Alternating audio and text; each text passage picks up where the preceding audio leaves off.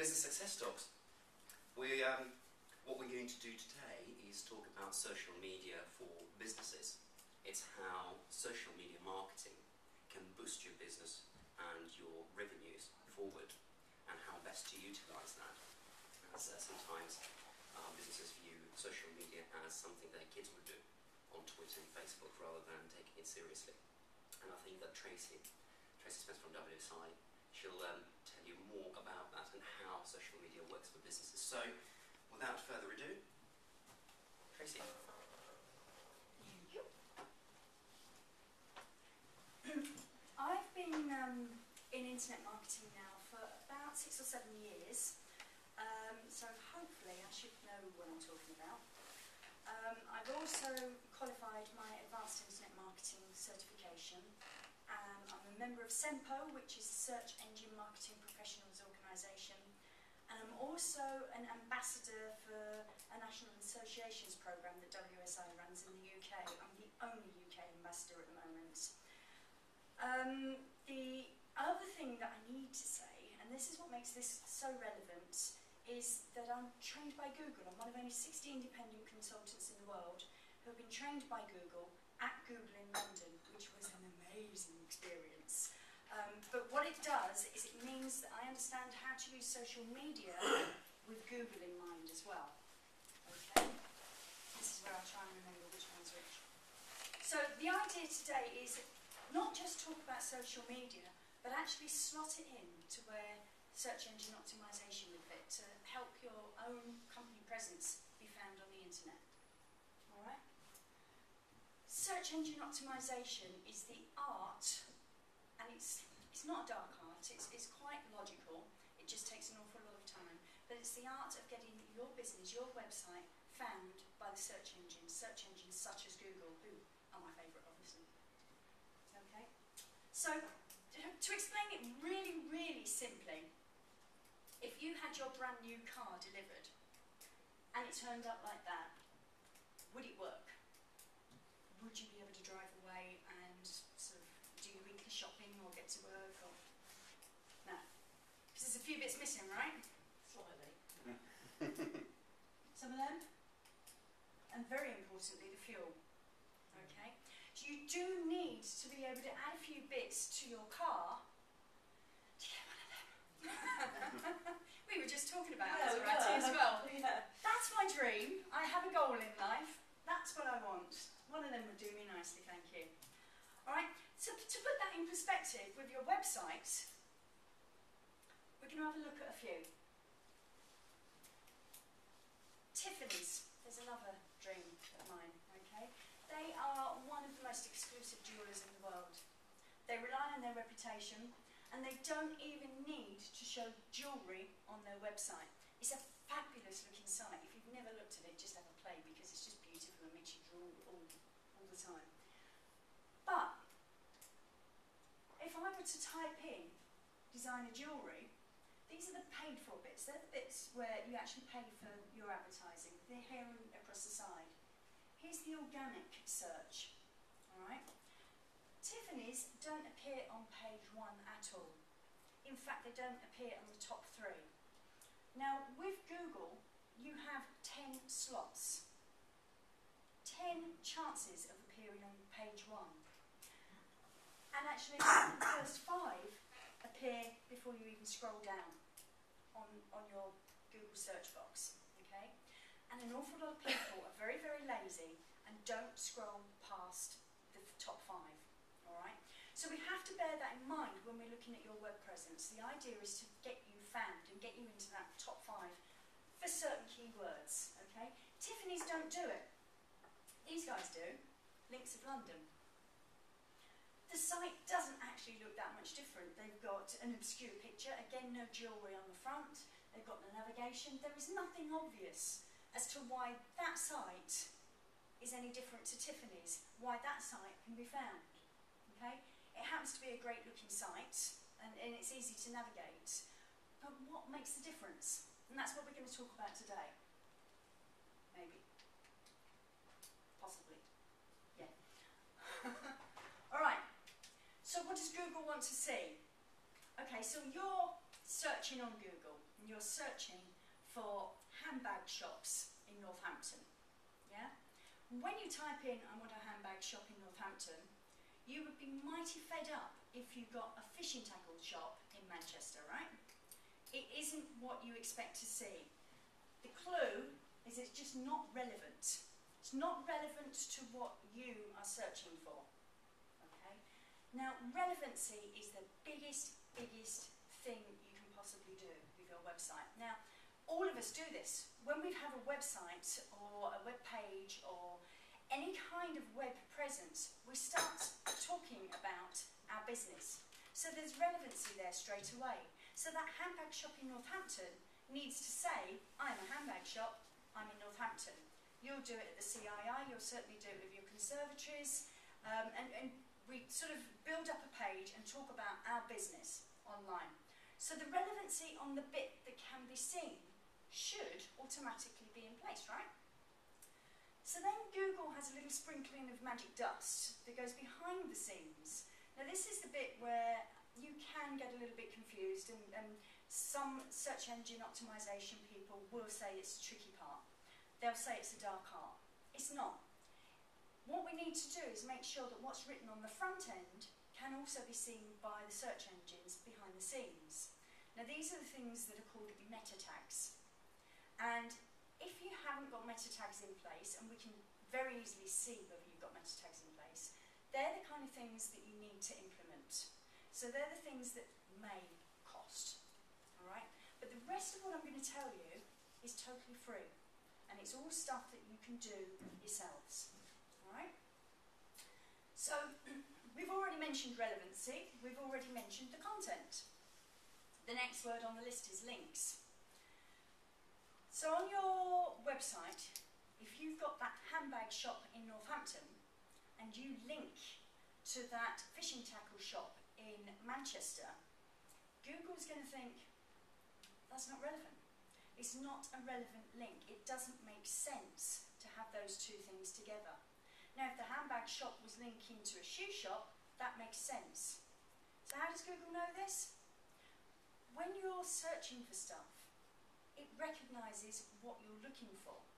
So if you were to type in the word bass, B-A-S-S, it would know at a glance as to whether you and your particular search are looking for the fish, whether you're looking for the musical instrument, or whether you're a beer drinker. All right? It knows by your history and what you select by a series of cookies, basically. It's a bit of technical code that it embeds in your browser and knows what you're looking for. So it knows if you're looking up handbags one minute and shoes the next minute, that those two go together. And because that is a common type of search, it knows that. You very rarely get handbags and fishing tackle in the same type of search in the same 5 minutes. All right? So when you're looking at building a links campaign, if anybody says to you, I can get you 1,000 links and it will cost you £100, steer well clear. These are not good links. If somebody says to you, we can do a links campaign and we'll maybe get you 4 or 5 in a month, that means that they're putting in effort to find you quality links that will make a difference to your website. Relevant links. Okay? Keyword, again, is relevancy. But Google isn't stupid, and its biggest competition out there at the moment is Facebook. Loads and loads of people are using Facebook. 500 million people are signed up to Facebook currently that we know of. All right? So what Google has thought was, well, do you know what? We won't include just websites. We'll look at people's whole social profile. And we're going to give them a score on how they're using the whole of the internet as well. All right? So it's not just about your website anymore. It is about the whole social interactivity that you have. Social relevancy can include sites like Facebook, LinkedIn, which is a professional choice, Twitter, YouTube. We're recording this right at this moment, and fingers crossed, this might go on YouTube. There's Bebo, there's MySpace. There are absolutely loads and loads of social media sites. Even eAcademy, I don't know if anybody here uses eAcademy, yeah? That is a social media site. Anywhere where you can interact with other people is social media. Alright? So the benefit of using social media pretty much means that it's going to affect your search engine optimization and therefore your chance of being found. Okay? Now, I knew that board would come in handy. I love to draw. I'm not very good at it, but I love to draw. So you've got your Google page there, and over here we have a search, and here we have paid and local searches, and again here paid searches, and here we've got slots 1 to 10. Now that's quite important to remember. Very important to remember those slots 1 to 10.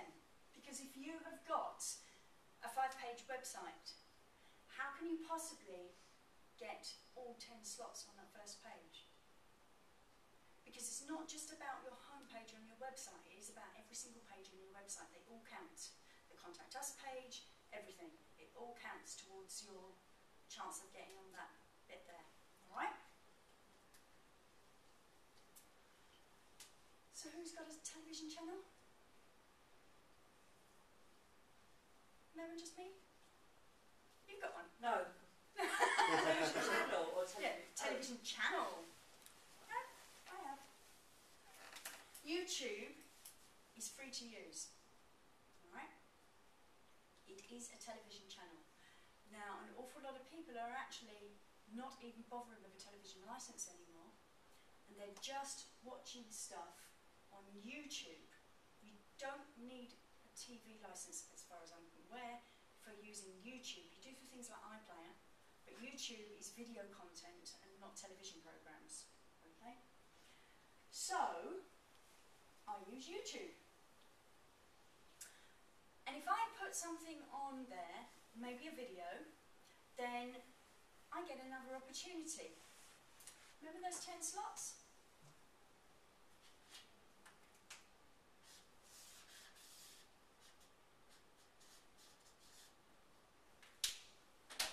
Google owns YouTube.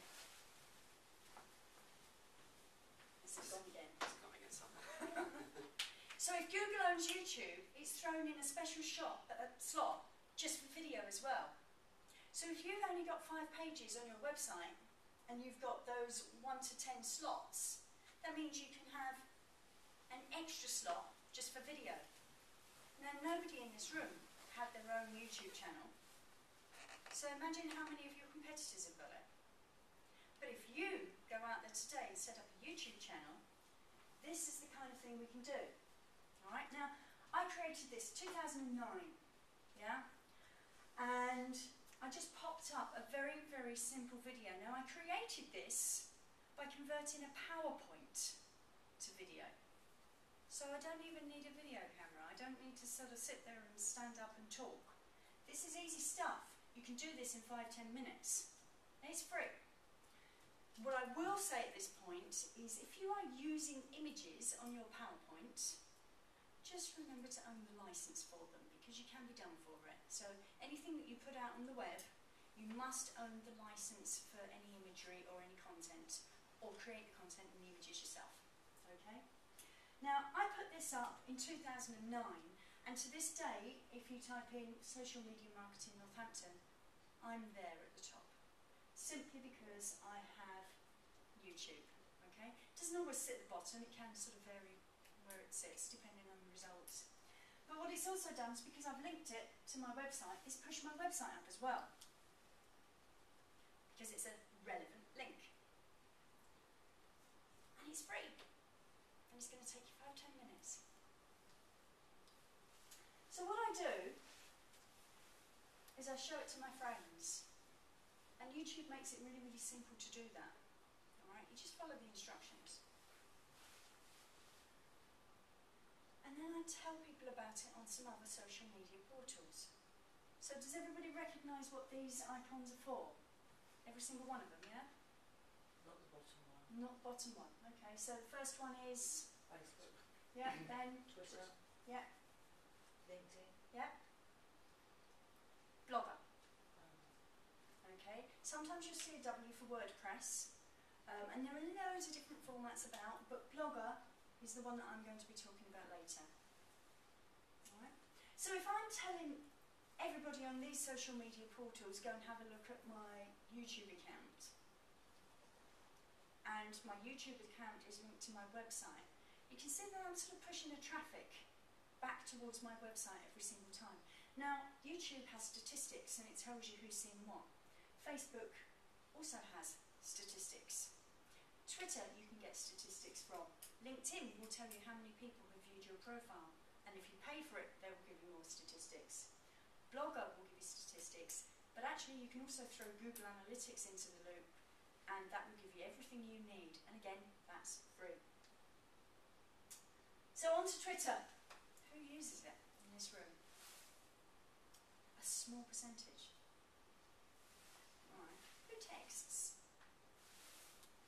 Oh. Okay. Why do you text? It's quick.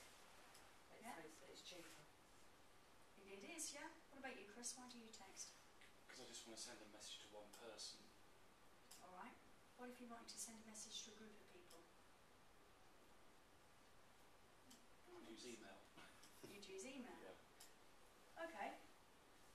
Twitter gets indexed by the search engines too. It has the same capabilities as a text because it has a limited number of characters. It's called microblogging. Alright?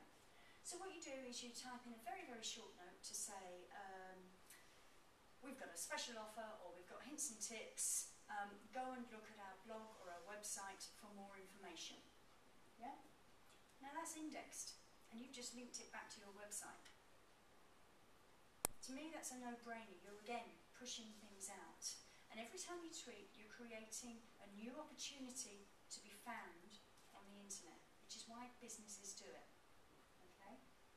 But also, and this is the great thing, it has what's called an RSS feed, and if your subscribers are really heavily into this and like what you're telling them, so not I've just had a cup of coffee at the Regus and a nice biscuit, but more hints and tips. We've now created a YouTube account, and you can learn more about what we do by visiting that, or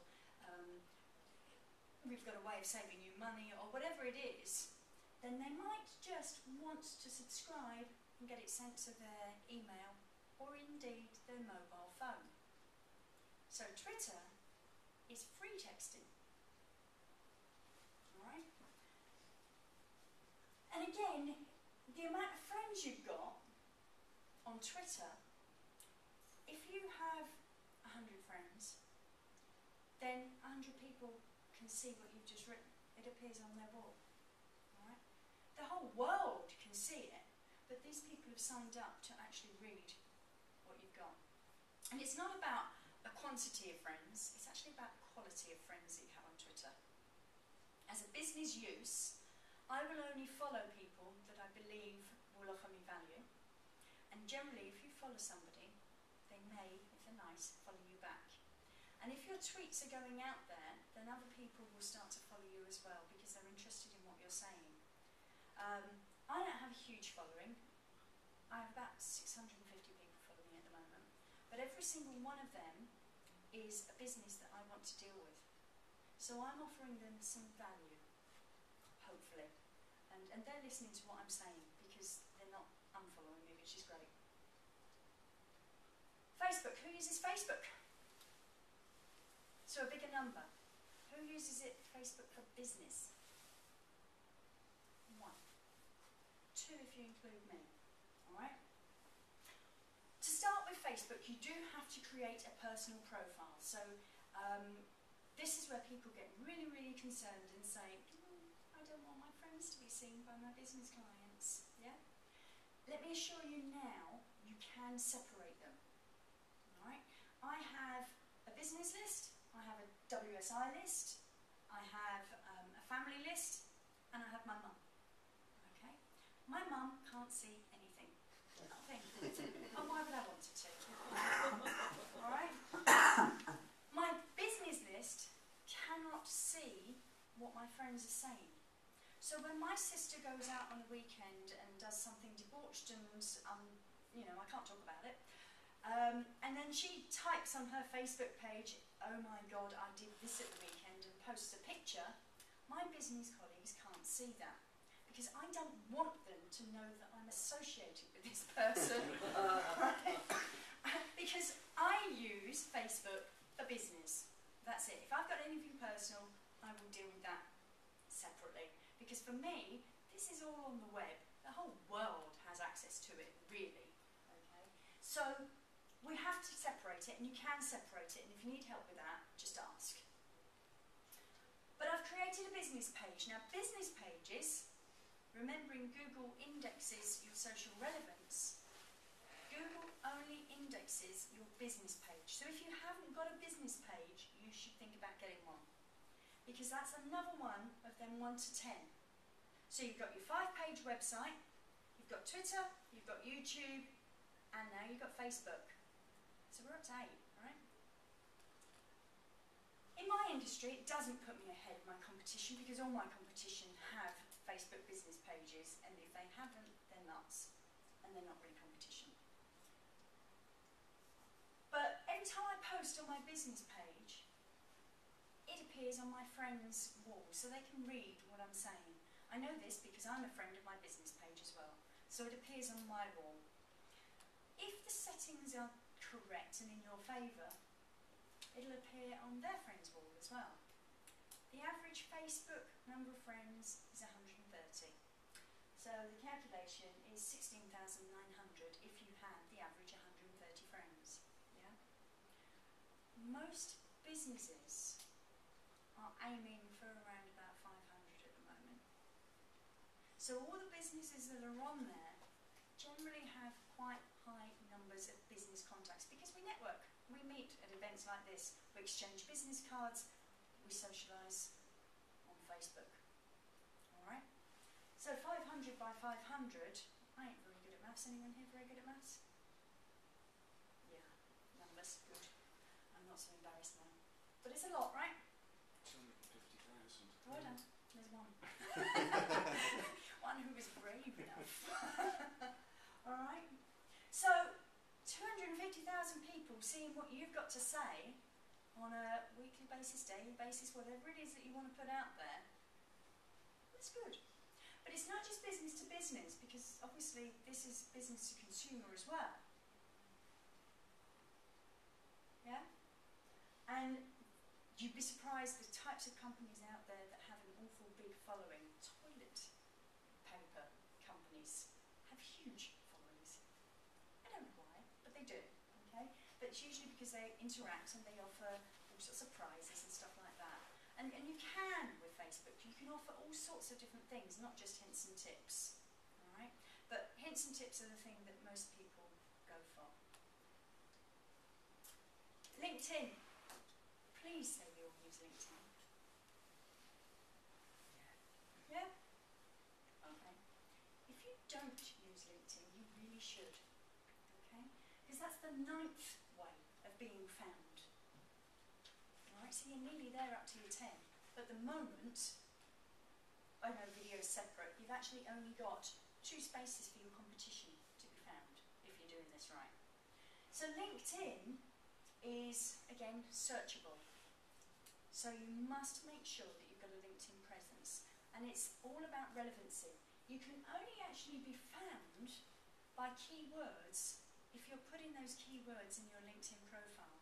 Now LinkedIn have a nice way of suggesting that you use it in a certain way. I would suggest you totally ignore what they do. Have a look at my LinkedIn profile and sort of have a look at how I've done it and copy it. Alright? Because I can be found quite easily through LinkedIn just by the keywords that I've used and the way I've laid it out. And you'll see it. Now the thing with LinkedIn is you can actually only be seen if you put in the effort. So you do have to be 100%. And it tells you how to get 100% on LinkedIn. And one of those things is to make sure that you ask for recommendations. Alright? So you ask for personal recommendations. You need 3 to be 100%. And you can't be embarrassed or shy about this. You just have to put it out and ask and say, hey, we've done work before. I'm sure you're happy with me, really. If you are, can you recommend me? Would you mind? If they ignore you, it's not because they hate you. It's perhaps because they're busy, or like an awful lot of people, they don't actually understand LinkedIn, so therefore ignore anything to do with LinkedIn and ignore those emails. Okay? So it's not that they don't like you, it's just that perhaps they don't understand LinkedIn and the value that it offers. And don't do the, I'll give you a recommendation if you do one for me back. Because it says in your status, Tracy has just recommended Alex. Oh, Alex has just recommended Tracy. Yeah. What's the value in that? So what you do is you say, Tracy has just recommended Alex. Alex, I've just recommended you. If you want to recommend me back, hold off for 2 months, put it in your diary. Because otherwise people notice it. And then it's real. You're not sort of doing it because you can. Okay? So LinkedIn is really, really good, and I would suggest you just find me on LinkedIn and have a look at how I've done it. Okay? I've mentioned here that you can claim your URL. There is, if you look on your profile, there is a very, very long URL for your name. Next to it is a little edit button. If you edit that, click that, follow the instructions, you can reduce it to about that, and then that brings it down to your name. Now LinkedIn are catching up as well, and you can create a company on LinkedIn. Okay, so you can add your employees to your company as well. Once you've created a company, you can add products and services. And you can actually get recommendations on those products and services too. So when I do a training course on whatever social media it is, I ask people then to say, would you mind recommending me on LinkedIn for this product, as well as for me, obviously. We do both. Right. All right. So it all helps with your social reputation online. There you go, there's blogging, and there's the W for WordPress. Who blogs? Again, a really small number. Okay. You have your 5-page website, and you create a blog. Now, I've done lots of tests, and I love blogger.com. It's totally free, and every time I post a message out on Blogger, I link it back to my website. Yeah? So every time I post, I'm creating a new relevant link that Google loves. That's the first thing. The second thing is every time I blog, I feed that, I link it to my Facebook business page, to my LinkedIn, to my Twitter. So it's doing that part automatically. So actually, I only have to blog. I don't have to worry about the other social media. So if I were to do one blog a week, what do you think that does for me? So I've got a 5-page website. Every time I blog, I'm creating another page of content about my business. So if I blog once a week, I've gone from 5 pages to 57 web pages. You just wiped your competition clean. It's a no-brainer. Why wouldn't you blog?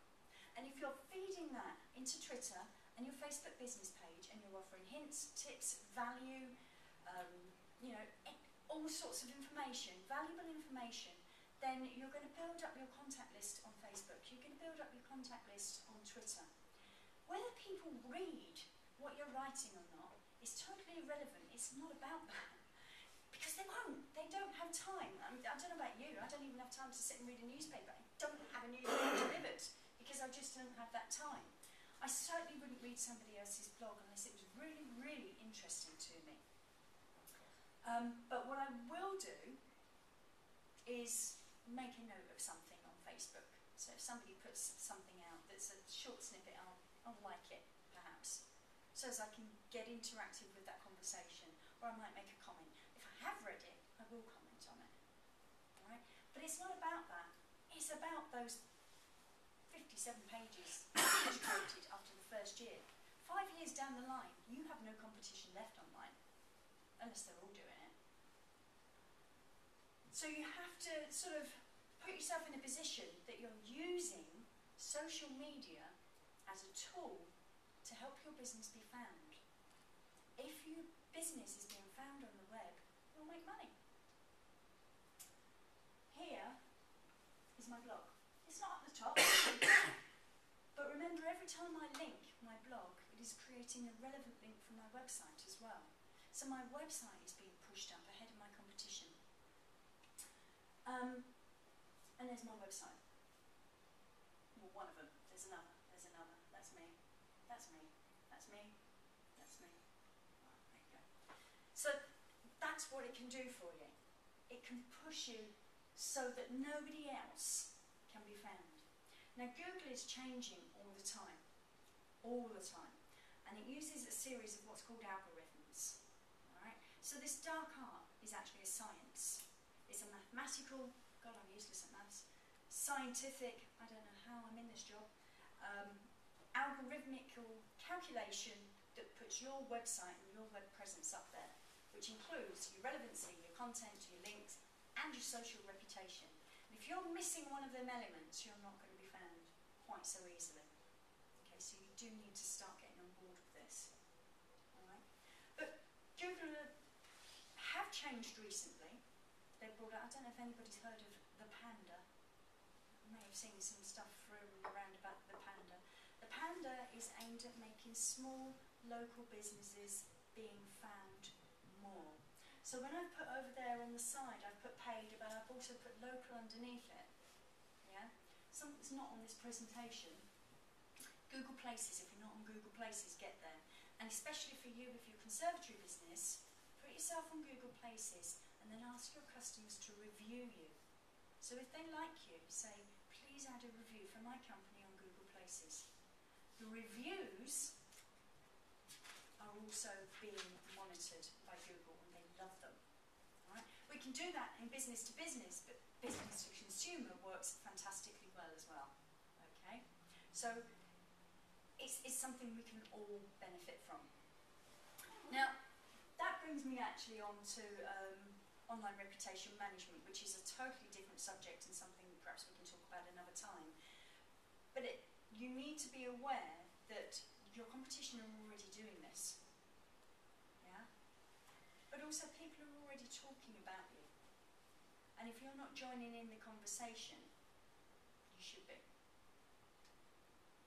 So, it increases brand awareness, obviously.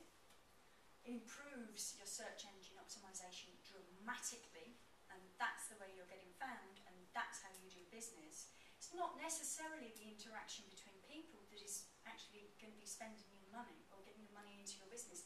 It's the fact that your whole company presence can be found in a totally unique way now. And if you're not doing it, your competition are. You can meet new people, obviously.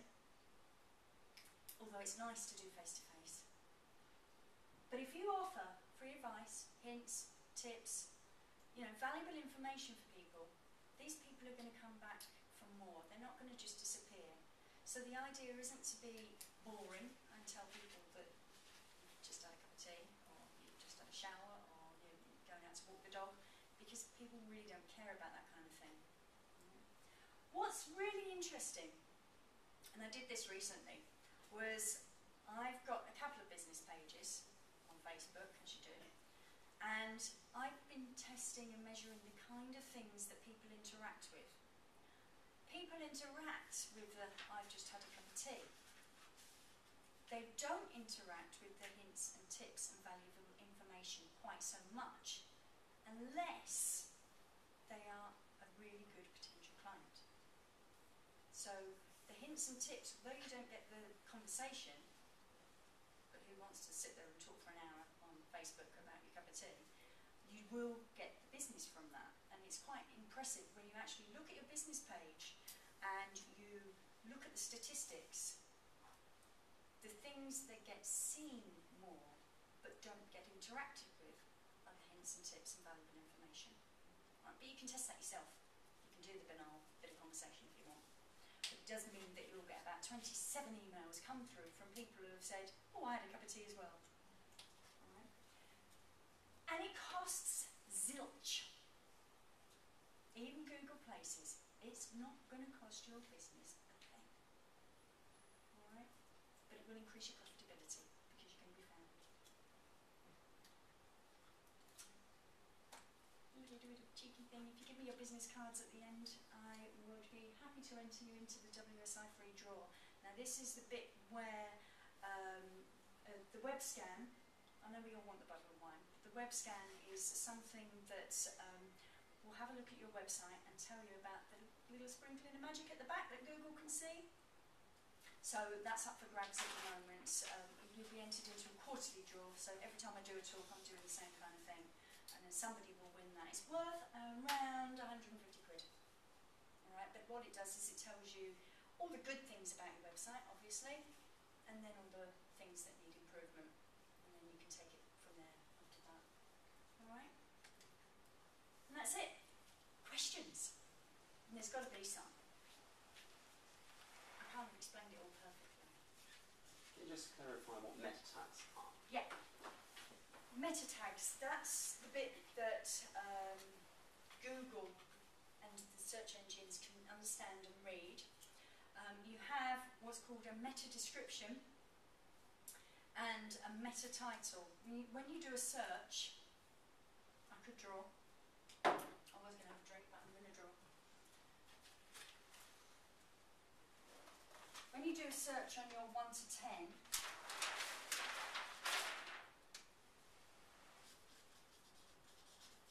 you get 2 bits per company. That is a title and that is a description. Okay, so you'll see sort of a line and then a little bit of blurb underneath. Google will take that from the sprinkling of magic from the back. Okay, if you haven't got that or it's incorrect, your advert on the web could read something like, welcome, this is a junior website. And you don't want that. You want every opportunity to be found to be good. And actually I think I've got an example. If I can go back, I'll show you it properly. Yeah, so here I've got Internet Marketing Northampton UK, Digital One Summit in Dubai, because that's where I was speaking in February. And then Tracy Spence will outline the history of PR, delightful stories of how others use PR successfully and not so, and show you how some simple tips, blah blah blah. Okay, so that was my advert from my blog. And again, this one, website design and search engine optimization.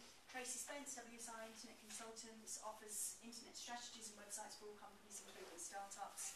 So it's your advert. So that's the meta title, that's the meta description, and then underneath it has the URL, so the bit that leads back to your website. Okay? And you'll see that I've got .com and .com/, and then an extension on the end there as well.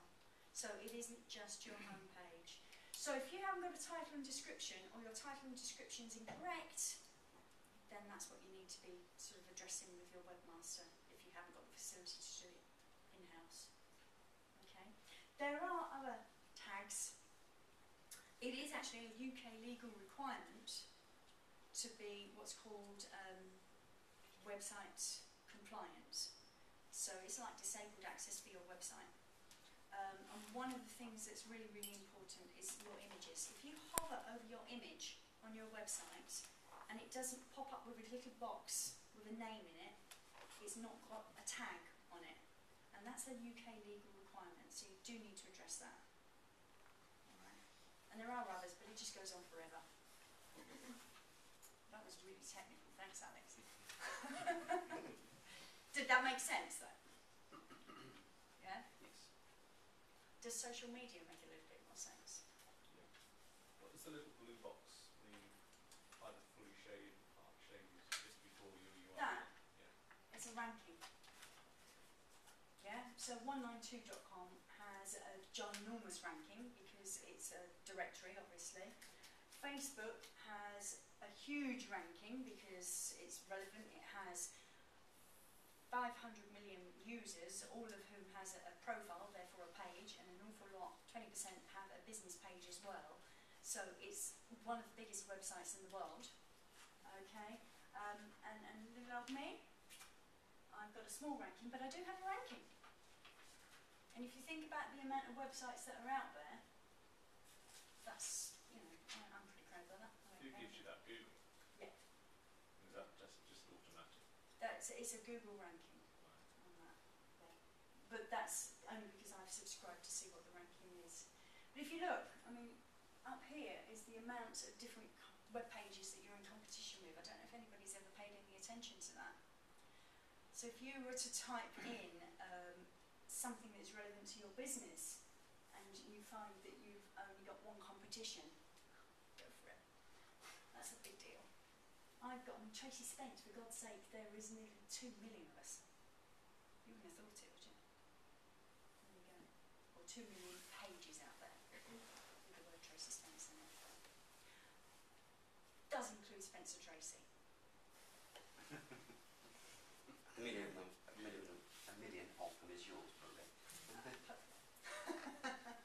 And that's a good thing to do. I mean, if you've ever sort of looked at your name, has anybody ever Googled themselves, or am I the only weirdo in here? I've Googled them. You've Googled yourself. Yeah. What have you seen? Just got the different Jane Robertses, and also I've put in my full name Yeah. because I'm Elizabeth Jane, but everyone knows me as Jane. And you see other people come up, and yeah, and my maiden name I've put in, and see how many of them come up. And yeah. Anyone else? Alex, you've said you've done it. I've done it. And what do you get? I'll get a lot of my pages right away. That's good. I'm probably on the first 2-3 pages. My sister's last name's Honey. You can imagine what she finds when she types it in. Is it moderated? It's another reason to hide her on Facebook. I come out as a rapper from the south of the US, which is quite sweet. Well, a friend of mine, a WSI consultant, would you believe, he competes with a paedophile, which is quite an interesting one. I don't know how you get around that, but I compete against Spencer Tracy and Tracy Spence, who is a black rock star in America. And she's alright, we've become friends. It works. I think she's quite religious as well. Which, yeah. But I do outstrip her, which is lovely, because I've been working hard at this. So. Yeah, but no, have a play. You've got to type your own name in, because I always do. Yeah, hopefully you'll all exchange business cards at the end of this anyway, and find each other at least on LinkedIn, because most of us have LinkedIn in here, so we can expand our database straight away. Yeah. How easy is it to link everything together? Oh, if you have the know-how, really easy. Yeah, it's not that difficult. Most of them have apps that you can just follow the instructions. An app is an application, and you just follow the instructions and it sets it all up for you. But you have to have things like Facebook in place already. Right. That's the big Alternatively, you can have a look at the help function on each side. Yeah, or you can use a third-party route director. The only problem with that, and I've done this to my detriment, is that I use more than one third-party route director, so therefore if I tweet something, it appears about 8 times now. But hey, it's all good for my social media profile, right? Last night I was playing around with MySpace, because there's another one, and I thought, did you see? Sorry. I say it's everywhere. So I was saying, I'm going to upload a playlist, because I've got nothing else to do to golf. I've got nothing else to do today because my husband's playing golf, and totally forgot that it's on Twitter, which feeds to my Facebook. So I'm getting comments saying, yeah, I really like that band. Oh God, did I put that there? So even, yeah, we can all do it slightly wrong, and I do have to stop using Facebook. No, MySpace. Sorry, I'm so sorry about that. It's just, yeah, I know. I've just stopped following you. They haven't. Any more questions? Anything anybody needs a little bit of help with? Got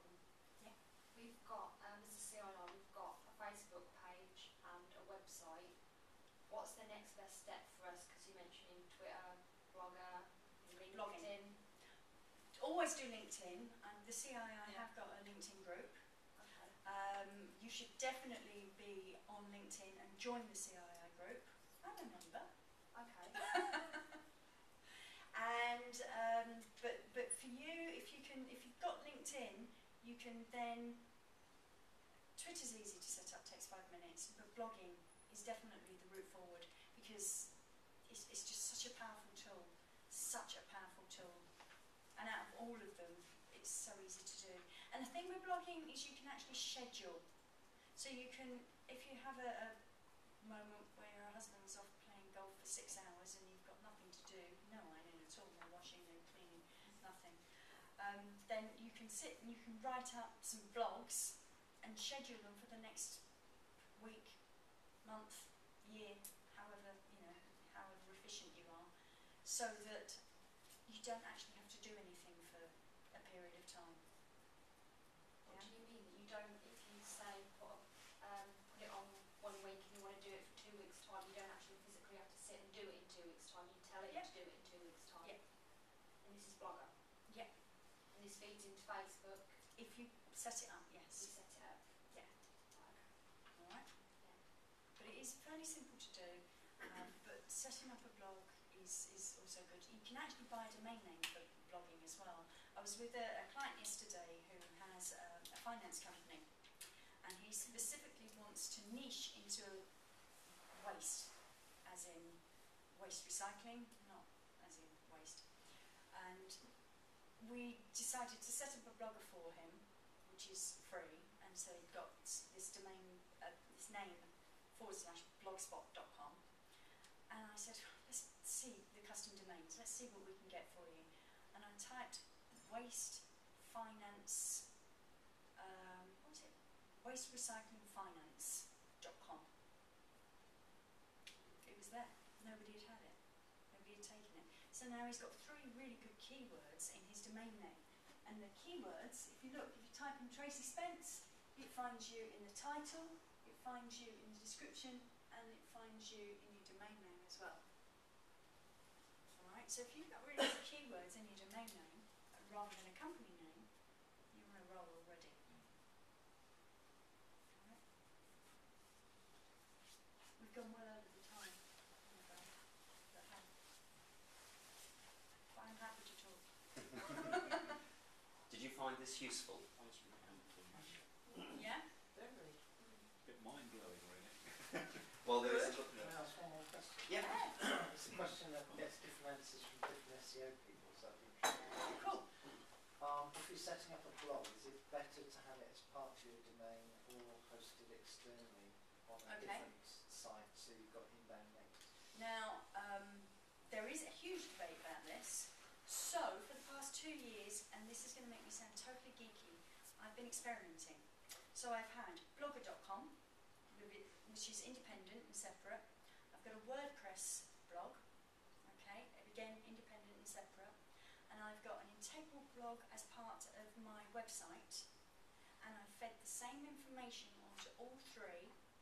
And blogger.com has pushed everything the best.